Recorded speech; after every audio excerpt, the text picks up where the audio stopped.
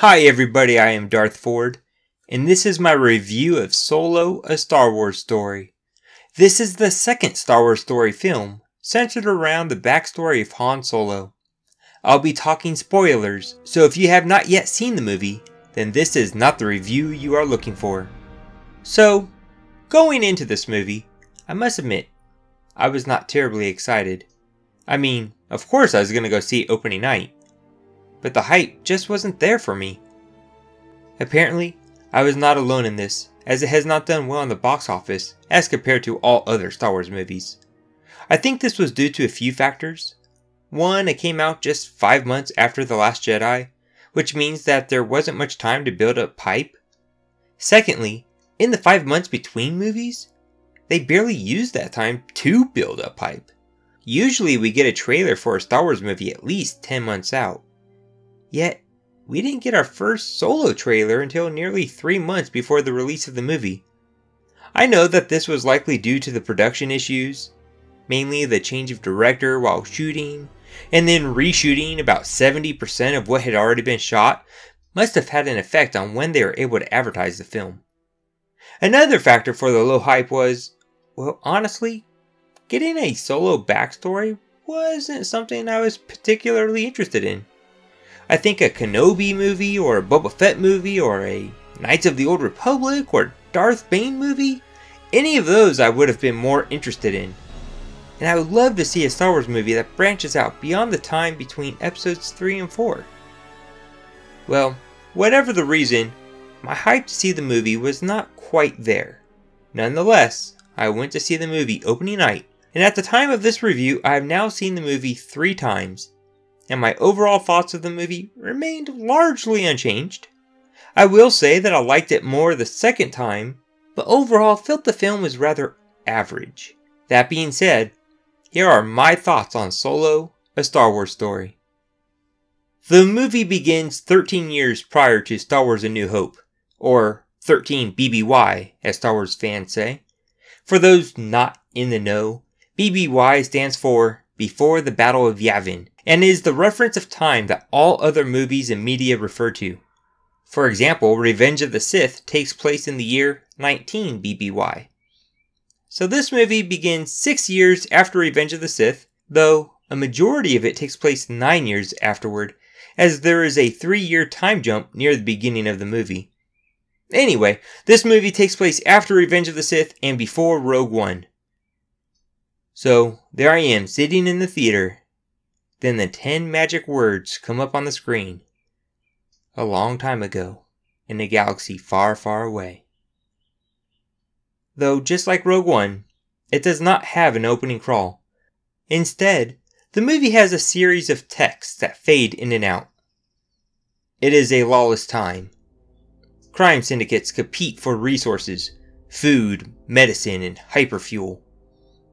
On the shipbuilding planet of Corellia, the foul Lady Proxima forces runaways into a life of crime in exchange for shelter and protection. On these mean streets, a young man fights for survival, but yearns to fly among the stars. I thought the opening text was alright. I like how it remains different than an opening crawl. It makes the movie stand out from the episodic films, which I appreciate. I also appreciate that the text ends with the 4 dotted ellipsis. My only real complaint about it is the name Lady Proxima. I use projectors a lot, and I can't help but think of a projector when I hear the name Proxima. It's a small point, similar to how I thought the name Captain Phasma was kinda dumb. But anyway, the film then begins with Han still in a land speeder, and rushes to his hideout to find his girlfriend Qi'ra. He reveals that he plans to take Qi'ra off-world with a bit of stolen coaxium, which is the hyperfuel mentioned in the opening text. However, on their way out, they are caught by Lady Proxima's men and are escorted to the crime boss. Proxima ends up being this giant worm in a sewer pond thing, and Proxima has Han beat while questioning him where the coaxium is. Han says that it was stolen by the people who he was supposed to sell it to. He then gets sick of being beat and begins to fight back. He pretends that a rock is a thermal detonator and throws it out a window, allowing natural light into the chamber, which ends up burning Proxima. This gives Han and Qi'ra enough time to run out and speed away. However, the pursuers quickly catch up and a chase scene follows. I was actually kind of bored with the chase scene, but I'm not one to care for chase sequences anyway. The chase ends with Han attempting to pull a tricky maneuver through a narrow passageway, but the vehicle gets stuck, and Han and Qi'ra have to run out on foot. They make it to the flight terminal and bribe an Imperial lady with the coaxium to let them through the gate to board a ship. However, as they go through the gate, Qi'ra is caught by Proxima's goons as the gate door shuts, separating Han and Qi'ra. This was supposed to be a traumatic part of the film, but honestly, I just was not feeling it. I knew I was supposed to care, and I suppose I did to a degree, but the movie didn't really give me a reason to care. There was little to no characterization for Qi'ra or the relationship between the two. There should have been a scene with Han and Qi'ra that established them as characters and build their characters. Now they kinda did this during the chase, but it was during a chase. There needed to be a scene that was quiet and intimate between the two characters to show them as a couple and build their characters. Anyway, Han is now on the other side of the gate and now needs to find a ship. However, he is also being searched for, so he finds what he believes is the quickest way off the planet, which is by joining the Empire. In this scene, he meets a recruiter at the terminal, while a promotional ad to join the Imperial Armed Forces plays in the background using the score of the Imperial March, though I believe it was played in the major key to make it sound a little less ominous and a little more patriotic. While joining, Han reveals that he does not have a last name, and he has no people. So, the Imperial recruiter makes up a name for him, giving him the last name Solo. Because, he is alone and has no people, so he is Solo. Honestly, I felt that was kind of dumb.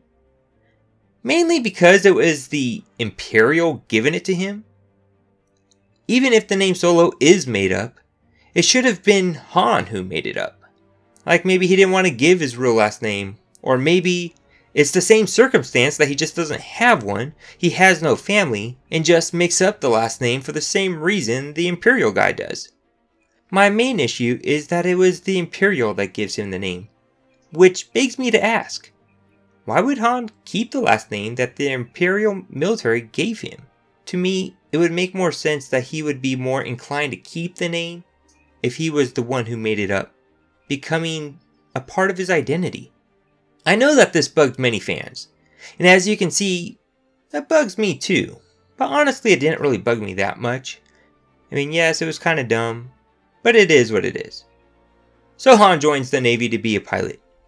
Then 3 years go by, and we see Han fighting as a foot soldier in the Battle of Mimban, revealing that he had been kicked out of flight school for not following orders. During the battle, he meets Tobias Beckett, who is posing as an Imperial captain. Tobias leads them out of a tight spot and leads them safely back to the Imperial base. Han is impressed with Tobias' skills and leadership and wants to join his company.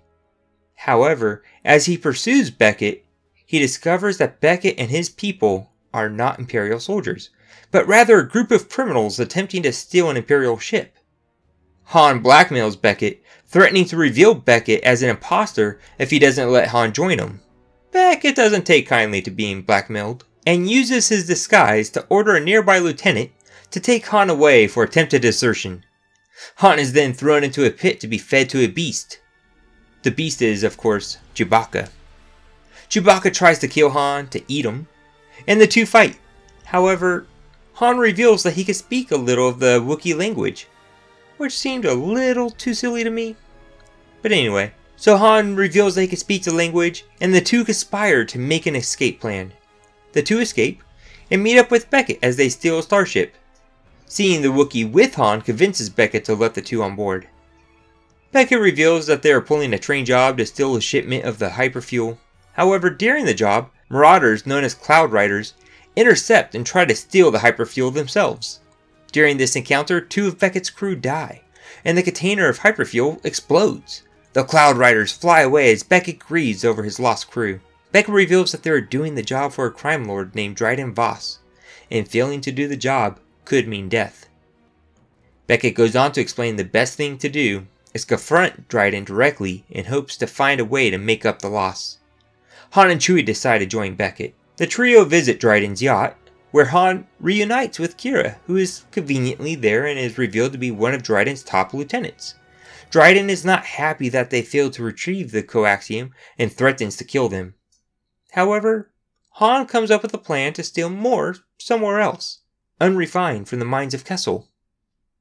Dryden at first does not like this plan, because a different gang runs Kessel, a gang that Dryden has an uneasy alliance with, and so he does not want to risk hurting this relationship.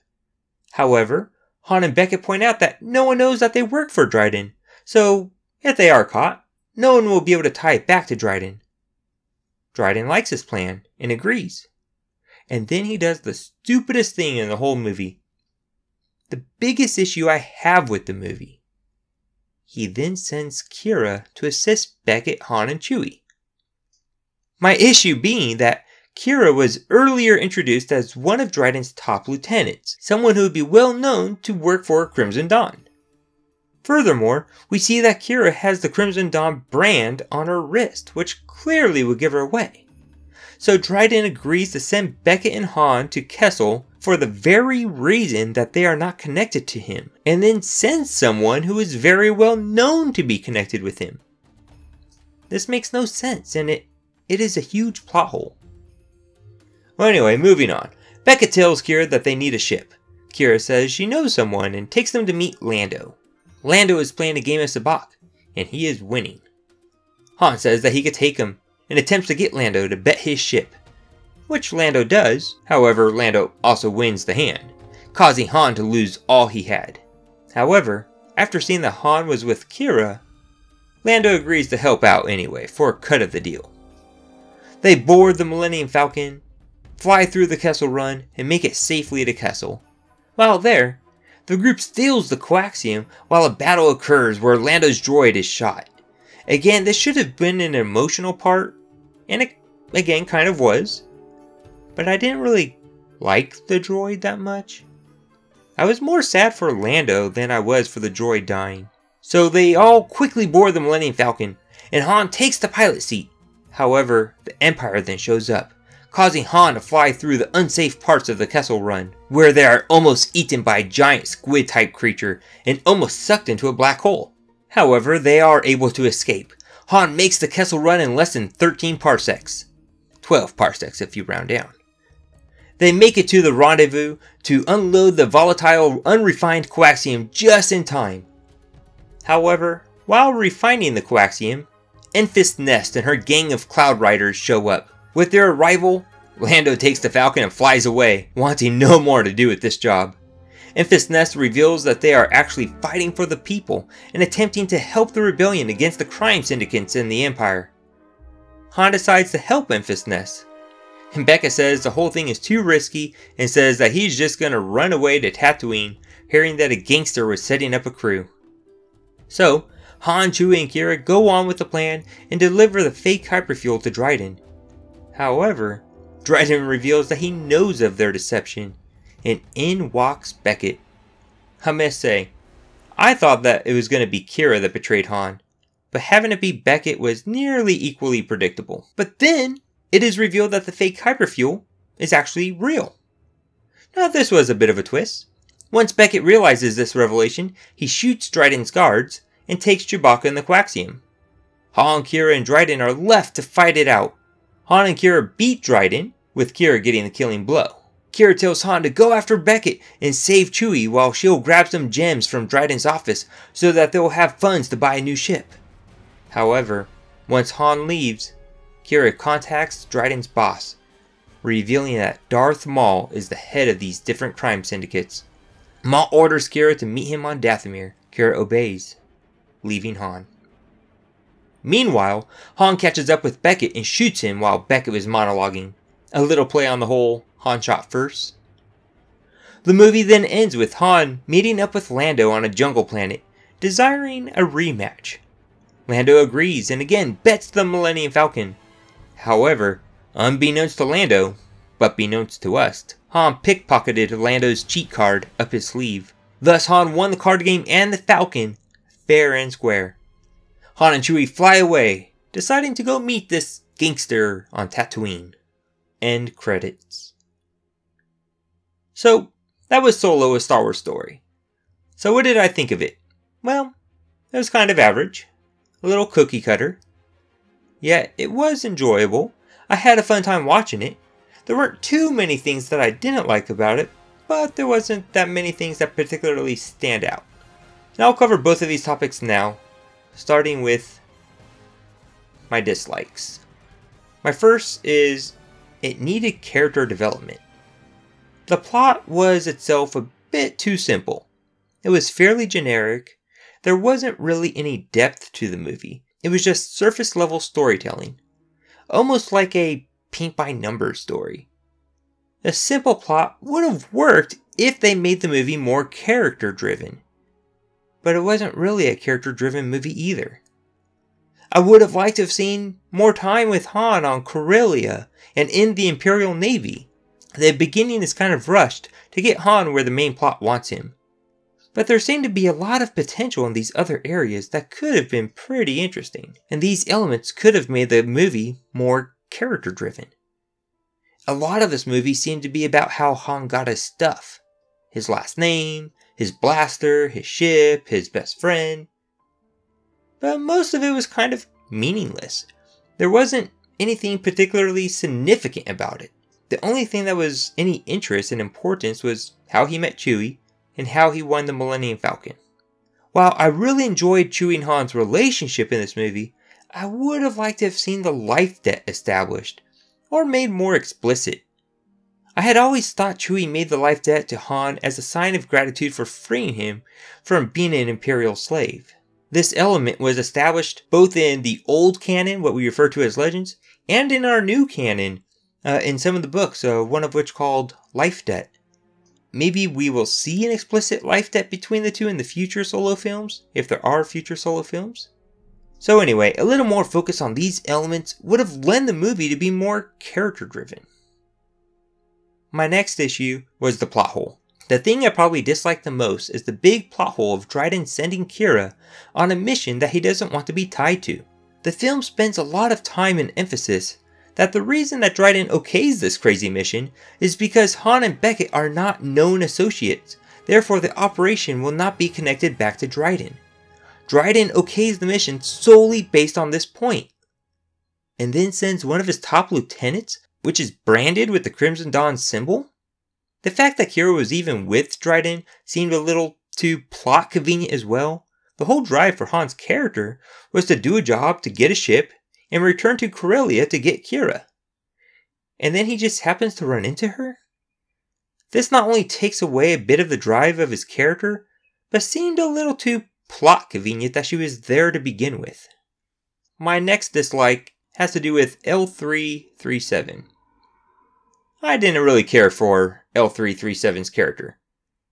I'm not sure if it was her overly aggressive, feministic SJW behavior, or the fact that she sounded a lot like Captain Phasma.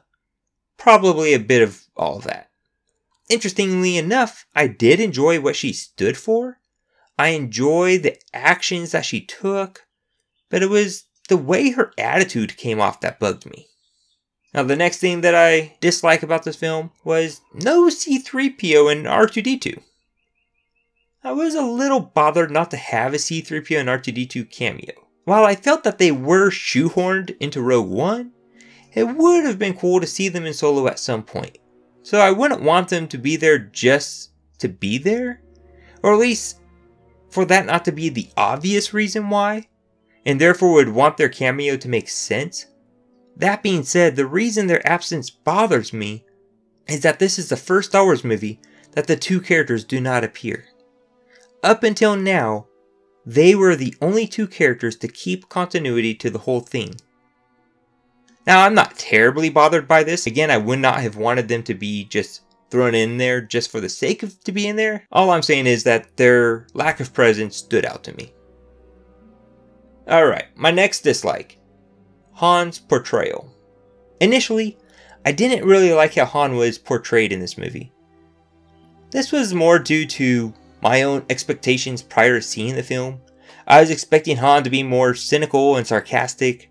Instead, he was more of a happy-go-lucky kind of character. Also, he came off a little too incompetent to me. Almost like a Jack Sparrow character where he wasn't really that competent. His plans usually didn't work, yet everything kind of works out anyway, almost despite himself.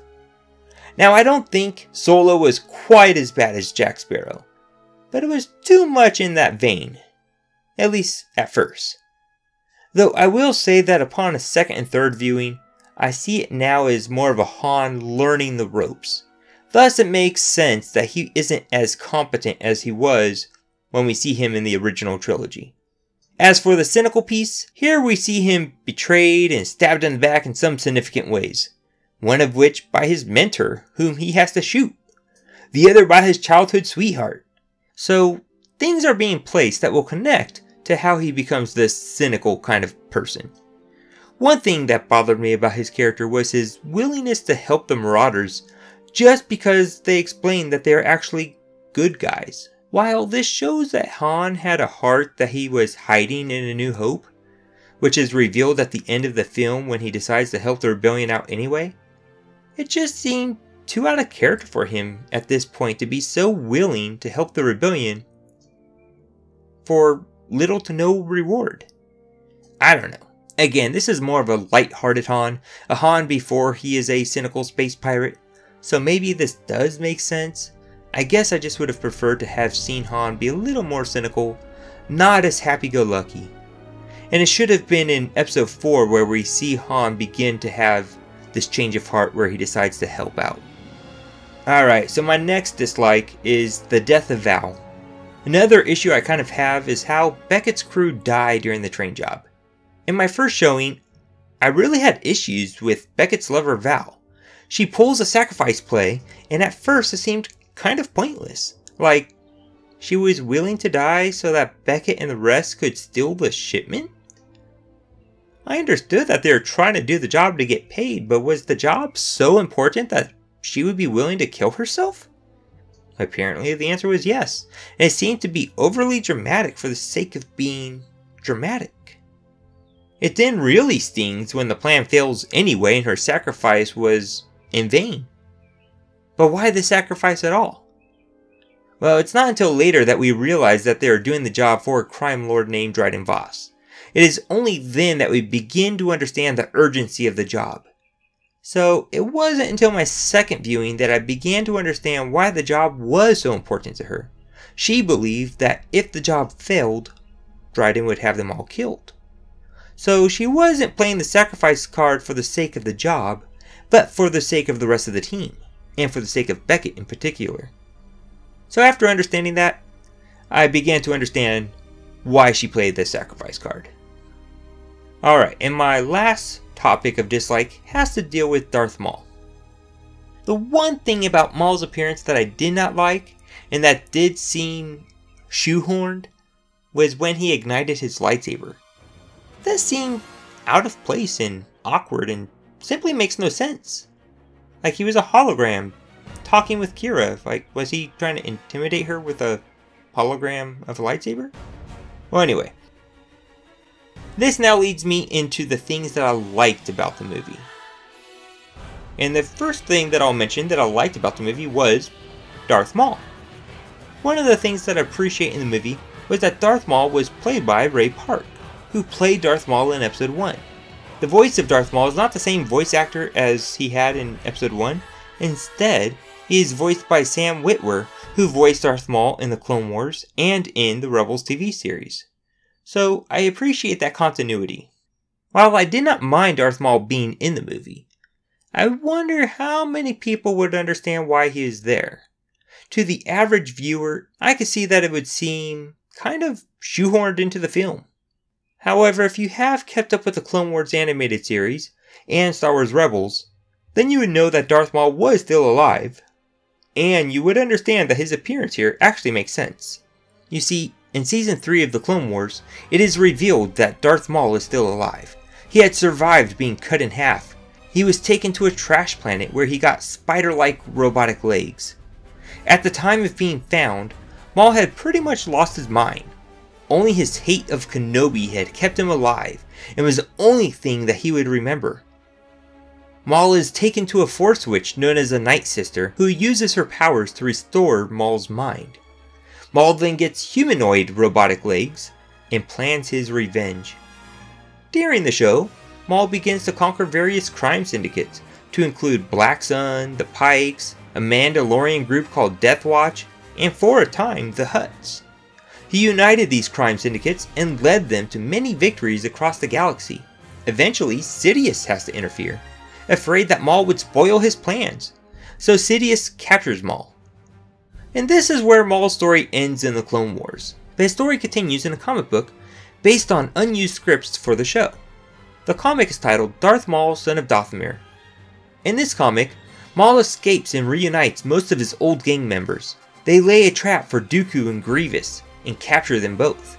However, Sidious once again foils Maul's plans, and Maul runs away. The next time we see Maul is in Star Wars Rebels, which takes place after Solo. In Rebels, Maul is more of a hermit character, searching for a Sith holocron, which he believes will show him to the location of Obi-Wan. I'm not going to get into detail here on Maul's role in Rebels, as that does take place after the movie, and my point in bringing this up is to illustrate that Maul controlling a crime syndicate is in sync with his portrayal in the Clone Wars, and therefore the continuity makes sense. In fact, one of the gangs that Maul controls in Clone Wars are the Pikes, which are featured in Solo, and are the ones that Dryden mentioned that he had an uneasy alliance with. With Maul as their true leader, this alliance makes sense, since Maul likely still controls the Pikes as well. While I did not mind Maul's appearance, they do seem to be setting him up to be an overarching villain in future films. If so, they'll need to be very careful on how they handle this, as Han should never come across a Force user. As you may recall, by the time of A New Hope, Han adamantly does not believe in the Force, and makes fun of Luke for training to use it, saying, "Hokey religions and ancient weapons are no match for a good blaster at your side, kid." To which Luke replies, "You don't believe in the Force, do you?" Han then answers, "Kid, I've flown from one side of this galaxy to the other. I've seen a lot of strange stuff, but I've never seen anything to make me believe there's one all-powerful force controlling everything. There's no mystical energy field controls my destiny. It's all a lot of simple tricks and nonsense." So, since that's where Han is by A New Hope, Han should never see any evidence of the Force during these movies. The next thing that I liked was the small-scale feel. I liked that this movie was smaller in scope. It wasn't this big epic, but a more down-to-earth plot. While I felt that the plot left more to be desired, and was a bit average, I appreciated the tone and feel of the movie. Like Rogue One, it was interesting to see a different genre of Star Wars taking place in the Star Wars universe. Where Rogue One was more of a gritty war movie, Solo was a mix of a crime, underworld, heist movie mixed with strong Western elements, which makes sense for the Solo character. In this regard, I like that we got to see a new part of the Star Wars universe. Pre-existing parts of the franchise weren't really in the movie, and when it was more off to the side. Like, the Empire wasn't really in the movie that much. I mean, they were there, particularly in the beginning, but they weren't really featured that much. They were more kind of off to the side. This gave Solo a bit of freshness to it as a Star Wars film. I also really like that this movie had little to no Force presence, which again makes sense in a Han Solo movie. The next thing that I liked was L337's Kaz. While I mostly did not like L337's character, I did enjoy some aspects about her character. I like that she brought attention to the fact that droids are sentient, and therefore I can agree to her cause. I just did not like how the film portrayed her fighting for the cause. While on Kessel, there is a scene where she inadvertently causes a droid rebellion, which I thought was humorous. While it was within her character to start a droid rebellion, she does so without meaning to when attempting to do her part of the job on Kessel. She's just trying to get to a computer terminal that an astromech droid is using. She frees the astromech by removing its restraining bolt, and then tells it to go away. The astromech asks where it should go, to which L3 states something like, "I don't know, go free your brothers and sisters or something, just get out of my way." So the droid goes off and begins freeing other droids and inadvertently starts a droid revolution. So I really liked how that just kind of all went down. Like, it was in line with her character, but that wasn't what she was trying to do right now, so it kind of all happened by accident. I don't know, I just really liked how that worked out. Alright, the next thing that I liked was Han and Chewie. I really enjoyed Han and Chewie's relationship in this movie, and how it grows throughout the movie. They had great moments together and great dialogue to each other throughout the film.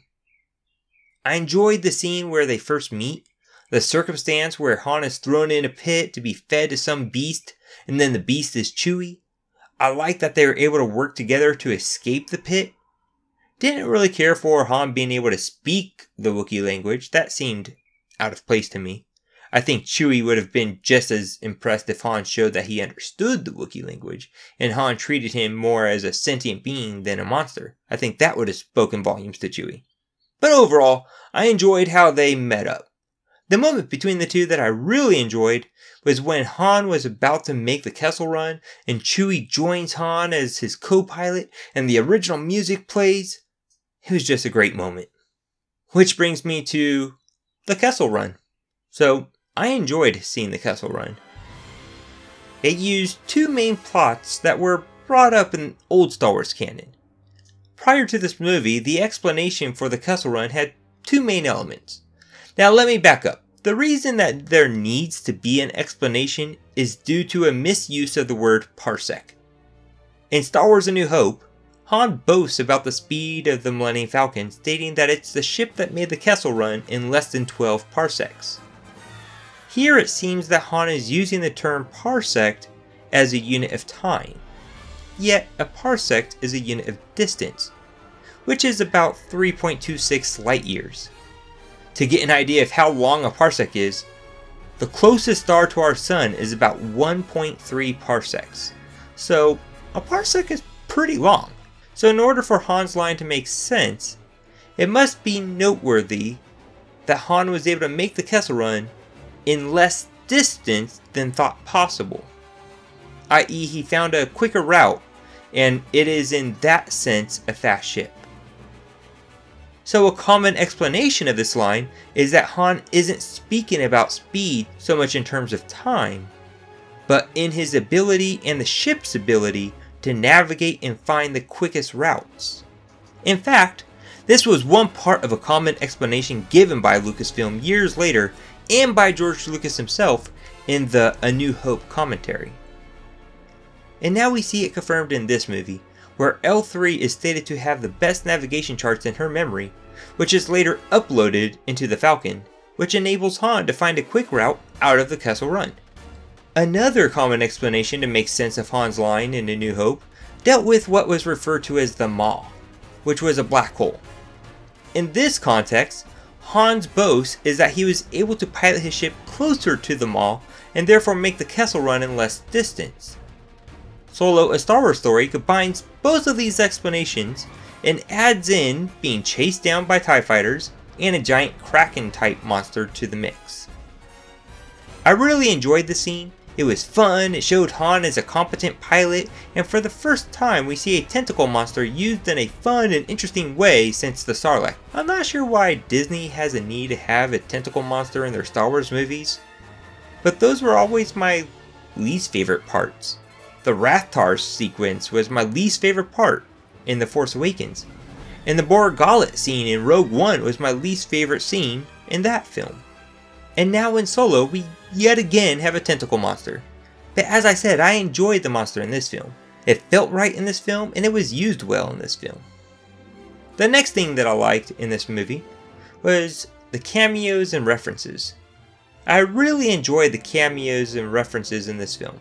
I like that they weren't in your face about it, at least for the most part. There were one or two that were a little bit more in your face. But for the most part, most of the references were subtle.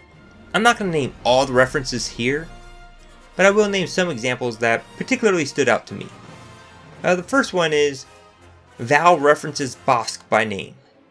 Now, Bossk is a bounty hunter that is shown in The Empire Strikes Back along with other bounty hunters hired to find the Millennium Falcon by Darth Vader. Now, speaking of bounty hunters, there is a reference of Aurra Sing. In the film, when Lando meets Beckett, he says, "You're Tobias Beckett. You killed Aurra Sing." To which Beckett replies that he just gave her a push.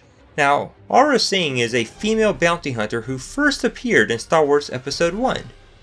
It is a quick scene during the pod race. She doesn't really do anything, she's just there. However, she does have a bigger role in the Clone Wars cartoon series. But speaking of the pod race, another character we see in Solo is Weasel. This character is played by Warwick Davis, who played the character in The Phantom Menace as well. In The Phantom Menace, Weasel is seen watching the pod race with Watto. In Solo, we see the return of this character, now part of Enfys Nest's crew. Now the next reference deals with L3 having a peculiar personality and then uploaded into the Falcon, which is a reference to a line in The Empire Strikes Back where C-3PO says, "Sir, I don't know where your ship learned to communicate, but it has the most peculiar dialect." The next reference was I really appreciated how they dealt with Lando mispronouncing Han's name. In The Empire Strikes Back, Lando says Han. Here in Solo, this mispronunciation is brought up again, this time showing that it was probably intentional to mess with Han.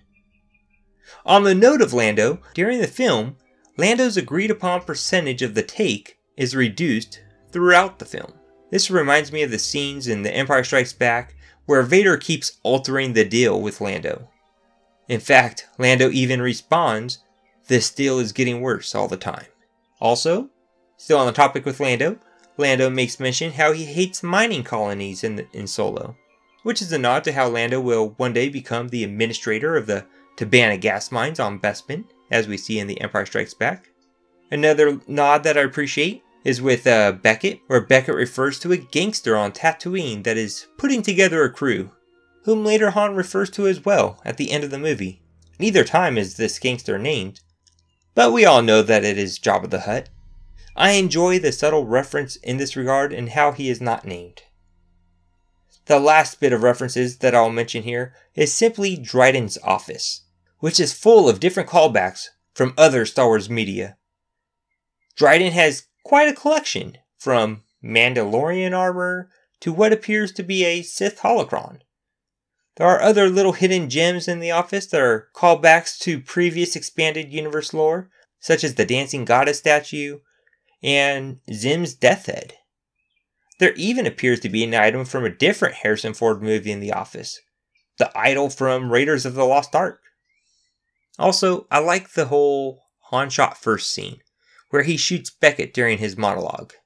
This is a nod to the whole Greedo scene in A New Hope and this whole, the whole controversy of did Greedo shoot first or Han shoot first. So I kind of like how they play a little tribute to that here. Now the next thing that I liked in this movie deals with Han's backstory. I did enjoy seeing all the stuff that I'd always heard and read about for Solo's backstory, and was happy to see that they kept much of it in canon. I'm referring to how Han was from Corellia, how he had been in the Imperial military, how he had rescued Chewbacca from the Empire, how he made the Kessel Run in 12 parsecs involving a black hole, and how he had won the Falcon from Lando fair and square, which is exactly how Han described it in The Empire Strikes Back. On that note, I really enjoyed the ending where Han meets up with Lando again to play one more game as Sabacc. I thought the whole scene played out really well. The next thing that I liked in this movie was Lando. So, speaking of Lando, I thought he was the best part of this whole movie. Donald Glover did an excellent job portraying the gambler. There were moments where I was not sure if I was hearing Billy D. Williams. He was that good. I feel like I should say more considering he was one of my favorite parts of the movie. But all I can really say is that Lando was just well done all the way around in this movie. So, those were some of the things that I liked and disliked about the movie. We will now move on to the rating portion of this review. First, the acting. For the most part, I really enjoyed the acting. For the most part, I thought Woody Harrelson did a good job as Tobias Beckett, though there was one line that he said that I felt was not delivered well. It was while doing the train job and then Enfys Nest arrives to cause trouble. Once they arrive, the crewman informs Beckett, to which he says something like, "Damn, I'm never going to hear the end of this." But the way he delivers the line seemed forced and unnatural. My other acting issue comes from Alden Ehrenreich. While there were moments that I felt he had some Harrison Ford's mannerisms down, particularly near the end of the film, there were many times in the film that I just could not see him as Han Solo, particularly in the beginning. Part of that is due to just how he was portrayed more happy-go-lucky and thus not quite fitting the Han Solo archetype that we're used to.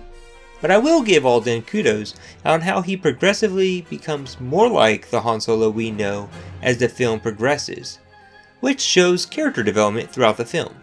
I particularly thought he did a great job at shooting the blaster. He really reminded me of Ford's Han Solo in his body posture and form as he took aim to fire the weapon. As mentioned, I really enjoyed Donald Glover's portrayal of Lando. As I said just a few minutes ago, he was the best part of the movie. He really got the mannerisms and tone of voice of Billy Dee Williams as Lando. I also really liked Paul Bettany's portrayal of Dryden Voss. Bettany was late to the Star Wars cast as Michael K. Williams was originally casted to play the character and was originally filmed. However, when Ron Howard took over, he needed to do many reshoots to which Michael K. Williams was not available. Therefore, the character had to be recast. All that being said, I thought Bettany did a great job. He had a great mix of having that friendly smile, yet at the same time being a real imposing, threatening antagonist. Overall, I give acting an A-, a 90%. The next category is directing. I thought the directing was really well done in this movie, which is kind of remarkable considering the directing issues this film had. Many have complained that the cinematography was too dark and therefore hard to see, but I did not mind that. I didn't think it was too dark.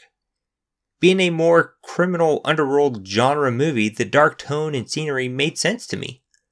And I personally did not find the film so dark that I could not make out what was going on. Everything was more or less visible. So overall, I give the directing an A-, a 90%.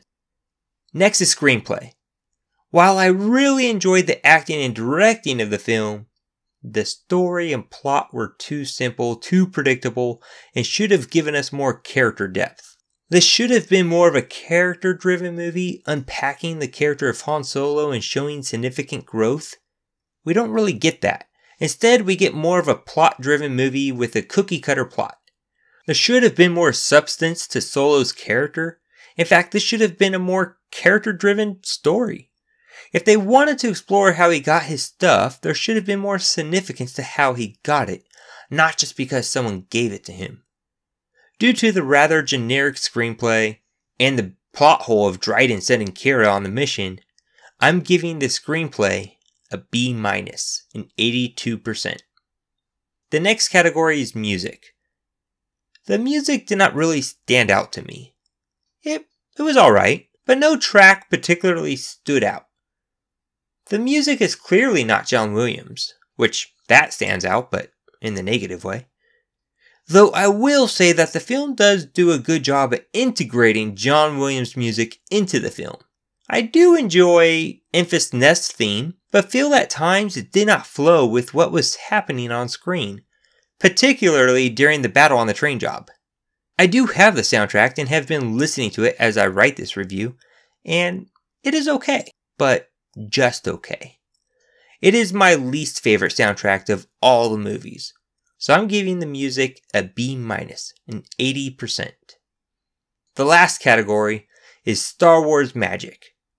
Now, as with Rogue One, it is hard to rate Solo in this category, as it is intentionally being a different kind of movie. When looking at Solo, there wasn't much in it that made me think Star Wars. Even with Rogue One, even though it was a very different kind of film, I still could tell and I could still feel that I was in the Star Wars galaxy. Yet I cannot say the same for Solo. Again, I don't want to mark this down too harshly because that was part of the point of this movie.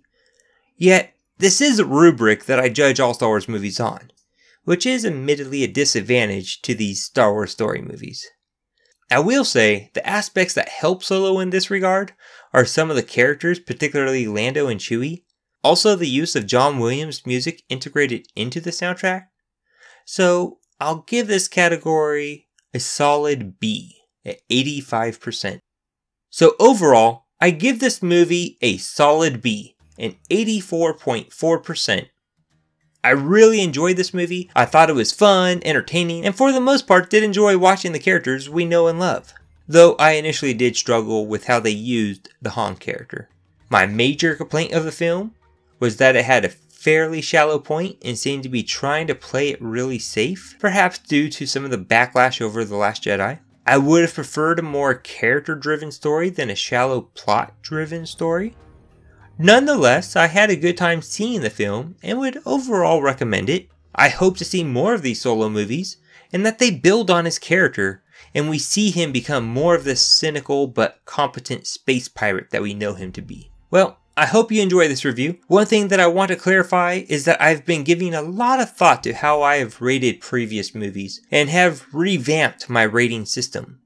I'm still using the same criteria as you can see in this review, but now I weight the screenplay differently as that is, for me, the most important part of the films. So when I come up with my final score of 84.4% for this movie, that is derived by taking the average of all the percentages of my graded categories, acting, directing, screenplay, music, and Star Wars magic, with screenplay affecting the average more so than the others. Not sure if you really care to know that, but I explained that to explain that this has affected how I've graded the previous movies, and thus has changed my grade for those previous movies.